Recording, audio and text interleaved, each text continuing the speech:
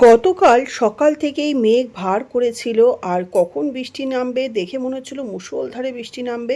এই সব দোনামোনা চিন্তাভাবনা করতে করতে কালকে কর্তামশাই একটু বেরোনোও ছিল, তো সেই জন্য সকালে আর চিন্তা করলাম না। সন্ধ্যের সময় চলে গেলাম আমার এক প্রিয় মেসোমশাইকে দেখতে। তার একটা সাংঘাতিক অ্যাক্সিডেন্ট হয়েছে, গত 1.5 মাস থেকে 2 মাস হতে চললো। এই যে সেই মেসোমশাই বাড়ির কাছেই থাকে, সে তার বাড়ির সামনে দিয়ে রোজ যাতায়াত করি, কিন্তু দেখতে যাওয়া আর হয়ে ওঠে না। এই হলো ভাই সৌমিক।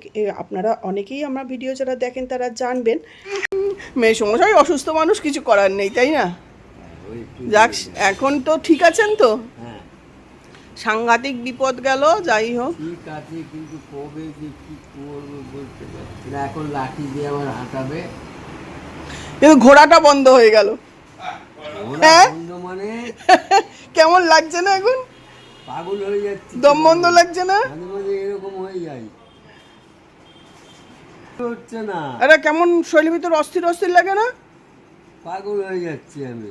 আর কথায় বলে না, বিপদ বলে আসে না। বাড়ির সামনে আইএলএসের সামনেই দাঁড়ানো ছিল, কার্পুল ধাক্কা মেরে পায়ে 2টো প্লেট বসেছে। সাংঘাতিক অবস্থায়। এমনিই তো মেসোমশাই চেহারা এরকম পাতলা, এর মধ্যে আবার আমার ভাই এখানে চা, বিস্কুট, ড্রাই ফ্রুটস, মাখানা সমস্ত কিছু নিয়ে আমি বললাম চা খেয়েই এসছি, কিন্তু ছাড়বে না। মাসিমা বলছে মিষ্টি, এই যে মাসিমা। আমি বললাম না মিষ্টি আর খাবো না, ঠিক আছে চাই। তো ভাই চাটা বানিয়ে দিল, অসাধারণ কালার, দেখেই বুঝতে পারছেন চাটা কত ভালো হয়েছে। তো চা বিস্কিট খেলাম। আমি ড্রাই ফ্রুটস আর খাওয়ার মতন জায়গা নেই, তো একটু গল্প করব, একটু মাসিমা মেসোমশাইয়ের সাথে বসবো। তো ভাই ও বেরিয়ে গেল, তারপরে আমরা একটু বসে অনেকক্ষণ কথা বললাম, মানে ঘন্টা 2 ছিলাম। কিন্তু লজ্জাও লাগছিল, 1.5 মাস হয়ে গেছে আমি দেখা করতে যেতে পারিনি, মানে এতটাই। এই যে মেসোমশাই আবার একটু উঠে মাঝে মাঝেই ওয়াকার নিয়ে হাঁটা চলা করছেন।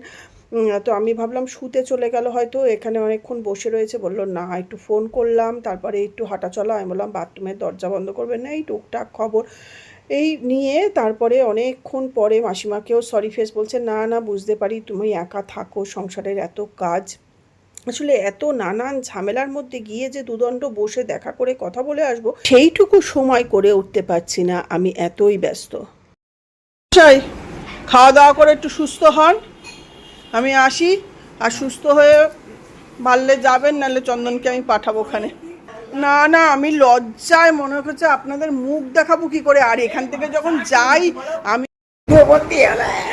চলো আসছি মাসিমা। খুব ভালো লাগলো, অনেকদিন বাদে আসলাম। আরে না, ওতে কি আছে, ছোট বড় কি আর মানুষ চেহারায় হয়?